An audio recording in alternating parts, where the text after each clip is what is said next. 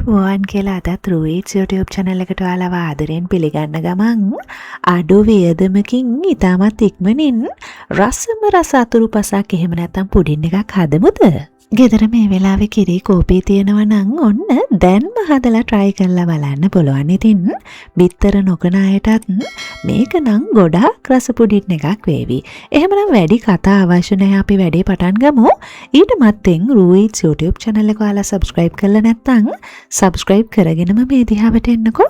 මුලින්ම භාජනයකට fresh milk ලීටරයක් පමණ අපි දාගන්නවා. හොඳ උකු කිරි අරගන්න මතක තියාගන්න. ඊට පස්සේ අපි ඒකට ඉන්ස්ටන්ට් කොෆි මේ ආකාරයේ පැකට් දෙකක් එකතු කරනවා. මෙහි මේ පැකට් වල බර ග්‍රෑම් 2 පැකට් දෙකක් තමයි අපි එකතු කරන්නේ. ඊට පස්සේ අපි මේ ටික හොඳට කලවම් කරගන්නවා. මේ අවස්ථාවේදී ලිප ඔන් කරලා තමයි තියෙන්නේ. ඉතින් කෝපි ටික ෆ්‍රෙෂ් මිල්ක් වල හොඳට දිය වෙලා මේ ආකාරයට රත් වෙන ගමන් තමයි සාමාන්‍ය ගින්දරේ අපි මේක හොඳට කලවම් කරන්නේ. ඒ අතරතුරේදී වැනිලා ස්වල්පයක් රස අණු එකතු කරගන්නත් අමතක කරන්න එපා. අන්න දැන් තමයි විශේෂ අමුද්‍රව්‍ය අපි එකතු කරන්නේ. අද නම් මේ අතුරුපසට සීනි එකතු කරන්නේ නැහැ. දියවැඩියාව තියෙන අයටත් ඔන්න කන්න පුළුවන්. මේ වගේ රටවල් වල තියෙනවා මේ මොන්ක් ෆෘට් කියන ස්වීට්නර් එක. ඉතින් මේක 0 කැලරි ස්වීට්නර් එකක්. මේකෙන් 0.5ක් 8ක් අතර ප්‍රමාණයක් දාගන්න පුළුවන්. මේ වගේ දේවල් ලංකාවේ තියෙනවද නැද්ද කියලා නම් කියන්න මම දන්නේ නැහැ. ඉතින් කමෙන්ට් එකක් දාන්නකෝ මේ වගේ දේවල් තියෙනවද කියලා.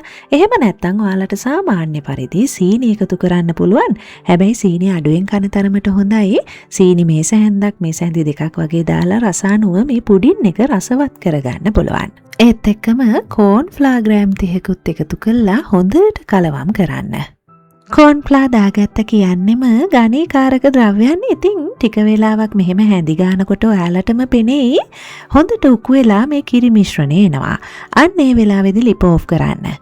ඊට පස්සේ අපි මේක පෙරලා අපි මේ පුඩින් එක දාගන්න භාජනයට දාගන්නවා. මම නම් අද මේ වගේ පොඩි කෝප්පවලට තමයි දාගන්නේ. ඔයාලට කොටු හැඩේ බඳුනක් එහෙම නැත්නම් රවුම් හැඩති බඳුන් වලට දාගන්න පුළුවන්.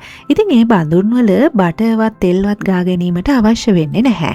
මේ පුඩින් එකේ විශේෂත්වය තමයි හුමාලෙන් තම්බන්න නැහැ, අවන් එකේ දාන්න නැහැ. සෙට් වෙන්න එක්කෝ එළිය පැය දෙකක් විතර තියලා තිබ්බහම නිකම්ම සෙට් වෙනවා. එහෙම නැත්නම් ෆ්‍රිජ් එකේ පැයක් තියලා අරගන්න. ඊළඟට මේ පුඩින් එක රසවත් කරගන්න පොඩි ක්‍රීම් එකක් හදාගන්නයි හදන්නේ. ඉතින් මේ වගේ භාජනයකට ඔයාලට පුළුවන් ඉස්සෙල්ලා ගත්ත ඉන්ස්ටන්ට් කොෆි ග්‍රෑම් 2 පැකට් දෙකක් දාගන්න. ඊළඟට මම ඉස්සෙල්ලා කිව්වත් වගේම මේකට එකතු කරන්නේත් මොන්ක් ෆෘට්. ඔයාලට කැමති නම් සීනි මේස හැන්දක් විතර දාගන්නත් පුළුවන්. ඊළඟට මද රස්නෙහි උණු වතුර මේස හැන්දි 4-5ක් විතර දාගන්න. ඊළඟට ඔයාලට හෑන්ඩ් බ්ලෙන්ඩර් එකකින් මේ ආකාරයේ හොඳට ක්‍රීම් එකක් එනකන් ගහගන්න පුළුවන්.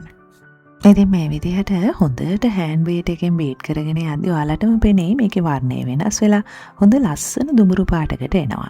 ඉතින් මතක තියාගන්න මේවායේ සීනි බලලා තමන්ගේ සීනි කන පැණි රස කන ප්‍රමාණය අනුව සීනි එහෙම නැත්නම් මම කිව්වා වගේ මොන්ක් ෆෘට් එකතු කරන්න පුළුවන්, ස්ටීවියා දාගන්න පුළුවන්. ඉතින් මේ වගේ දේවල් එකතු කරගන්න. මේ ක්‍රීම් එක හදාගන්න ස්ටෙප් එක එහෙම නැත්නම් මේ කොෆි ෆ්‍රොත් කරන ස්ටෙප් එක ඔයාලා ගොඩාක් දෙනෙක් දන්නවා. ලංකාවේ වුණත් ජනප්‍රිය වුණා නේද? ඉතින් මේ ඩල්ගෝනා කොෆි හදන විදිහ තමයි මේ කරගත්තේ. ඉතින් මේ විදිහට ඔයාලට හදාගත්ත මේ ෆ්‍රොත් එක අපි හදාගත්ත පුඩින් මිශ්‍රණය උඩින් ලස්සනට දාගන්න පුළුවන්. ඉතින් ෆ්‍රිජ් එකේ තියලා පැයක් විතර තියපු පුඩින් එක තමයි අපි අරගෙන මේ විදිහට ඩල්ගෝනා කොෆි ෆ්‍රොත් එක උඩින් දාගත්තේ.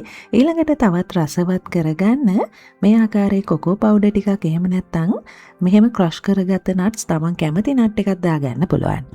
බලන්න කොච්චර ලේසිද කියලා මේ කිරි කෝපි ඩෙසර්ට් එක හදාගන්න. එහෙම නැත්නම් මේ පුඩින් එක හදාගන්න. ඉතින් ඔයාලත් හදලා try කරන්න. ඔයාලගේ ගෙදරට අමුත් වෙනවා නම් ඔන්න සෙට් වෙන්න යන වෙලාව විතරයි. ඊටු ටික නම් හරිම ලේසි. හදලා බලන්න.